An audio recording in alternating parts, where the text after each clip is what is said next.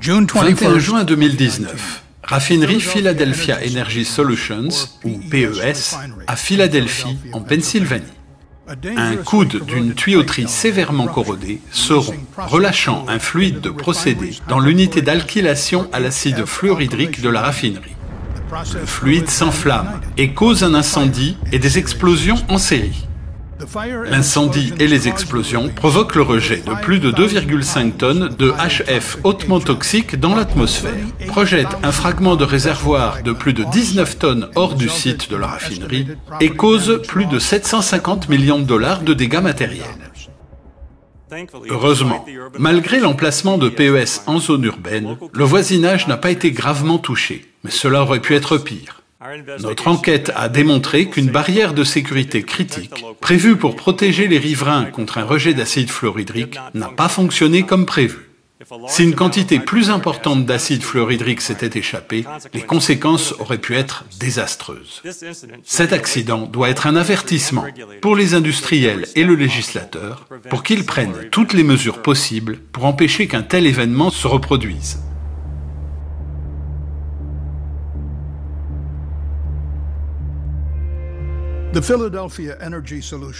La raffinerie PES était la plus grande de la côte Est et pouvait traiter jusqu'à 53 000 m3 de brut par jour. Dans son unité d'alkylation à l'acide fluorhydrique, l'usine produisait de l'alkylate, un composant de mélange à haut indice d'octane pour la fabrication d'essence. Cela a été fait en utilisant de l'acide fluorhydrique ou HF comme catalyseur. Le HF est hautement toxique et particulièrement dangereux en cas de fuite car il est très volatile. En respirer peut endommager gravement les poumons et le contact avec la peau peut entraîner des brûlures sévères et la mort. Le jour de l'accident, l'unité d'alkylation fonctionnait normalement. Un peu avant 4 heures du matin, un conducteur de process entreprend depuis la salle de contrôle une modification de routine du procédé.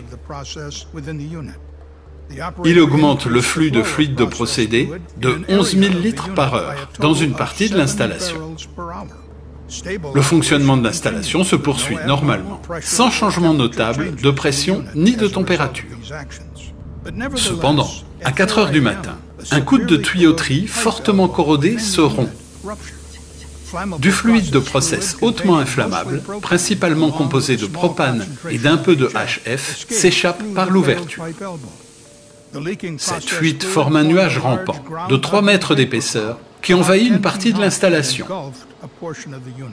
Quelques instants plus tard, ce nuage s'enflamme et déclenche un énorme incendie. 30 secondes plus tard, le conducteur de ligne prend les mesures pour éviter que plus de HF ne s'échappe, par une vidange rapide des 154 tonnes de HF contenues dans l'unité vers un réservoir de déstockage rapide, appelé RAD Drum. Ce réservoir est destiné à confiner le HF en cas d'accident. À 4h15, l'incendie en cours provoque une explosion dans l'unité d'alkylation. 4 minutes plus tard, une seconde explosion. À 4h22, le réacteur en cours d'utilisation dans cette unité, qui contient du liquide inflammable, se rompt brutalement et cause la troisième et la plus puissante des 3 explosions.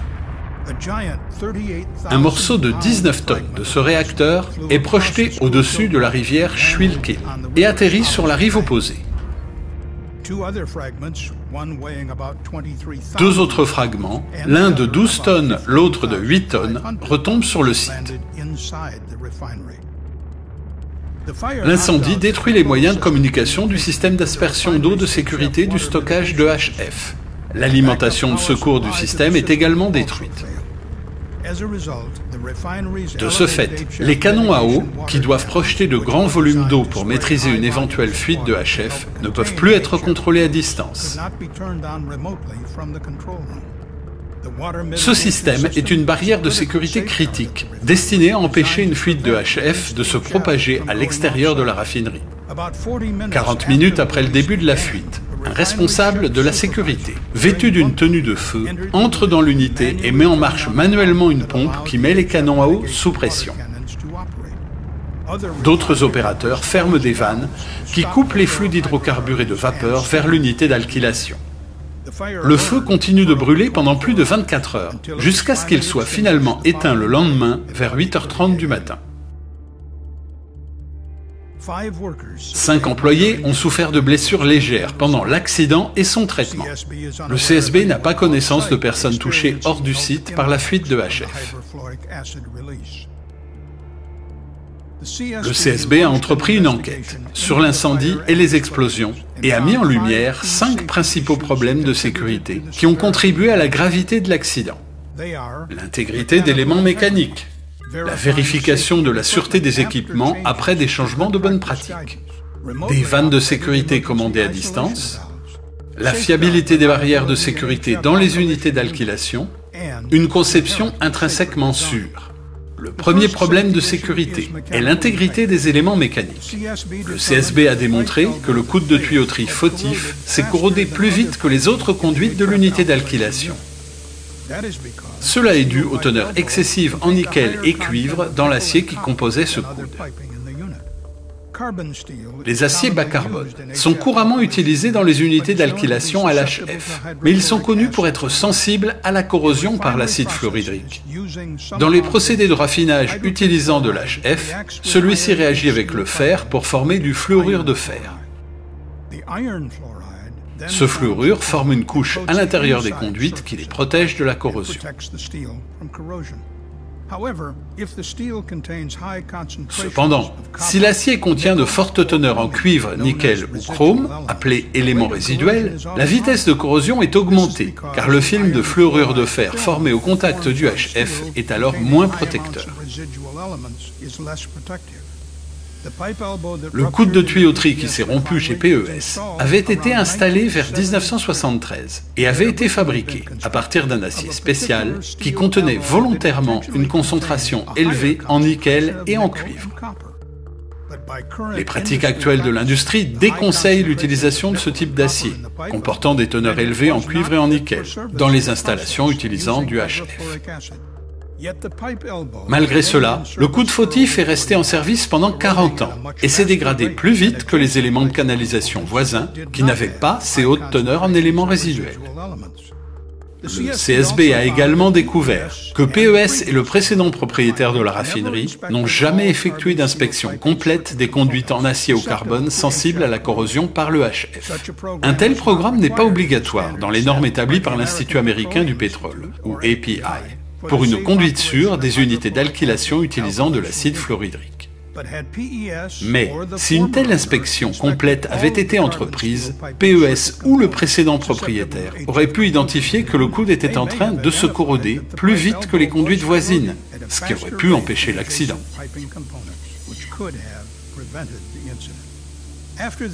Après l'accident, l'API a revu ses normes pour y inclure une nouvelle exigence, la mise en place d'un programme d'inspection spécial qui insiste sur l'identification des zones de corrosion accélérées dans leur raffinerie.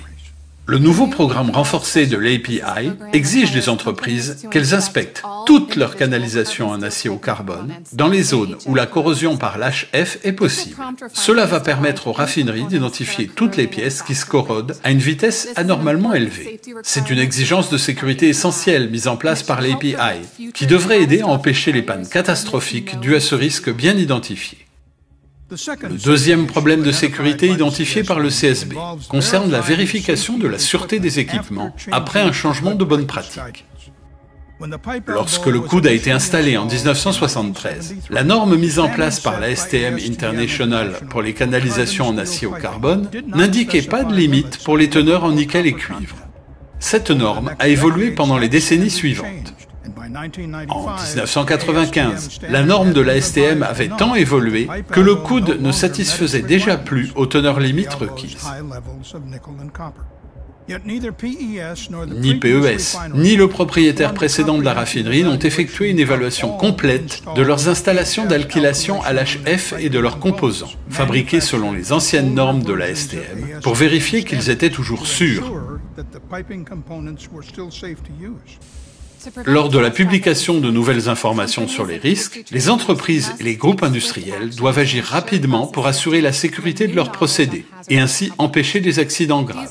Ces actions doivent permettre de s'assurer que les parties de l'installation, construites avant que ces informations soient connues, sont toujours sûres. Cette exigence de sûreté peut impliquer une inspection totale de tous les équipements et canalisations, le remplacement de matériel et d'autres modifications nécessaires pour prévenir les pertes de confinement. Le troisième problème de sécurité découvert par le CSB concerne les vannes de sécurité commandées à distance. La plus forte des trois explosions s'est produite lorsqu'un réservoir situé au-dessus du coude fautif a explosé brutalement. Le CSB a conclu qu'un feu torche a jailli du coude et a réchauffé le dessous du réservoir en acier qui contenait une grande quantité d'hydrocarbures inflammables. Pendant plus de 20 minutes, le feu torche a fusé du coude, affaiblissant le dessous du réservoir en acier, qui s'est étiré et aminci. Le réservoir a fini par se rompre, projetant au loin 3 énormes morceaux. Le CSB a découvert qu'il n'y avait pas de vanne d'isolement télécommandée dans l'unité d'alkylation à l'HF, qui aurait permis d'isoler à distance les réserves d'hydrocarbures voisines qui ont continué à couler par le coude fautif. De telles vannes ne sont pas explicitement requises par la norme API en vigueur pour un fonctionnement en sûreté des unités d'alkylation à l'acide fluorhydrique. Les fuites et incendies prolongés dans les unités d'alkylation au HF peuvent provoquer des bris d'équipement, neutraliser des barrières de sécurité et aboutir à des rejets toxiques d'acide fluorhydrique. Les entreprises doivent installer des vannes d'isolement télécommandées pour empêcher rapidement ces rejets avant qu'ils ne deviennent des accidents majeurs. Par conséquent, le CSB a recommandé à l'API de mettre à jour ses normes pour le fonctionnement en sécurité des unités d'alkylation à l'HF, en incluant l'exigence de mettre en place des vannes de sécurité télécommandées sur toutes les entrées et sorties des réservoirs contenant de l'HF et sur tous les réservoirs d'hydrocarbures dépassant une certaine capacité. Le quatrième problème de sécurité que le CSB a découvert, qui a contribué à l'accident de PES, est la fiabilité des barrières de sécurité dans les unités d'alkylation au HF. Chez PES, l'unité d'alkylation au HF était équipée d'un système d'atténuation par aspersion d'eau. C'était une barrière de sécurité critique dans le cas d'une fuite de HF. Ce système utilisait des canons à eau pour noyer les fuites éventuelles sous de grands volumes d'eau, pour supprimer l'HF sous forme gazeuse qui aurait pu se répandre dans le voisinage. Mais quand un conducteur de process essaya de mettre en marche depuis la salle de contrôle les pompes à eau qui alimentaient les canons, ce ne fut pas possible, car le système de contrôle des pompes ainsi que le système électrique de secours avaient été détruits par l'incendie initial. Bien que l'API recommande d'ignifuger ces éléments, elle n'oblige pas spécifiquement les entreprises à le faire. Au lieu de cela, 40 minutes se sont écoulées après le début de la fuite, avant qu'un opérateur n'arrive à lancer la pompe manuellement. Dans l'intervalle, du HF hautement toxique s'est échappé de l'équipement et s'est dispersé dans l'air. Les unités d'alkylation à l'acide fluorhydrique présentent des risques particuliers liés à la présence d'HF très toxiques à proximité de grands volumes de produits inflammables. Les dégâts subis par le système d'atténuation par aspersion de PES montrent que les barrières actives qui nécessitent un opérateur pour être activées sont susceptibles de ne pas fonctionner en cas d'accident grave impliquant des incendies ou des explosions. Les barrières de sécurité critiques et leur système de contrôle doivent être protégés contre les incendies et les explosions. En conséquence, le CSB fait une recommandation supplémentaire à l'API, mettre à jour ces normes pour exiger une protection des barrières de sécurité critiques et de leur système de contrôle contre l'incendie et l'explosion, y compris contre les effets thermiques et missiles. Pour s'assurer que ces nouvelles exigences de sécurité de l'API et ces recommandations soient effectivement mises en œuvre dans l'ensemble des USA, le CSB a recommandé que l'API mette en place un programme d'inspection des unités d'alkylation à l'HF dans les raffineries pour vérifier qu'elles se conforment à la norme de l'API. Le cinquième et dernier problème de sécurité mis en lumière par le CSB lors de cet accident est la conception d'équipements intrinsèquement sûrs. Sur les 155 raffineries actuellement en fonctionnement aux USA, 46 utilisent des unités d'alkylation à l'HF. Mais l'acide fluorhydrique est très toxique et est une des 8 substances les plus dangereuses couvertes par le programme RMP de l'EPA. L'autre acide utilisé comme catalyseur dans les unités d'alkylation est l'acide sulfurique. Bien qu'il soit très corrosif et cause des brûlures chimiques, s'il est mis en contact avec la peau, il reste liquide en cas de fuite. De ce fait, il ne présente pas le même niveau de risque pour le voisinage des installations que le HF, qui se vaporise en cas de fuite et peut potentiellement se propager hors du site. De plus, des techniques alternatives d'alkylation existent, par exemple des catalyseurs acides solides ou le nouveau catalyseur liquide ionique qui a été créé par Chevron. Utiliser l'acide sulfurique ou les nouveaux catalyseurs supprimerait les risques d'exposition à l'HF à l'extérieur des sites en cas d'accident. Remplacer des produits très toxiques par d'autres qui le sont moins participe à une conception intrinsèquement plus sûre. Il n'y a actuellement pas d'obligation réglementaire fédérale pour les raffineries de mettre en place des stratégies de conception intrinsèquement sûres pour réduire les risques de fuite graves. Des techniques en cours de développement pourraient être des alternatives plus sûres à l'alkylation à l'HF et les raffineurs devraient réévaluer régulièrement les techniques disponibles. Dans son rapport, le CSB recommande que l'EPA exige des raffineries qu'elles conduisent des études sur les techniques alternatives et plus sûres lors de l'analyse des risques de leurs procédés et qu'elles étudient la faisabilité de techniques intrinsèquement plus sûres. Le CSB recommande également à l'EPA de réévaluer la priorité attribuée au HF dans le classement des substances prioritaires pour l'évaluation des risques, si elle est rehaussée, de conduire une analyse spécifique et d'identifier des actions correctives comme exigé par le règlement sur le contrôle des substances toxiques. L'accident destructeur à la raffinerie PES démontre des faiblesses non seulement dans les stratégies de PES, mais aussi dans les normes industrielles et les règlements fédéraux. Nous demandons à l'API, à l'industrie pétrolière et à l'EPA de mettre en œuvre nos recommandations et ainsi de s'assurer qu'un tel accident catastrophique dans une unité d'alkylation à l'HF ne pourra plus jamais se produire. Pour plus d'informations, merci de consulter le site csb.gov.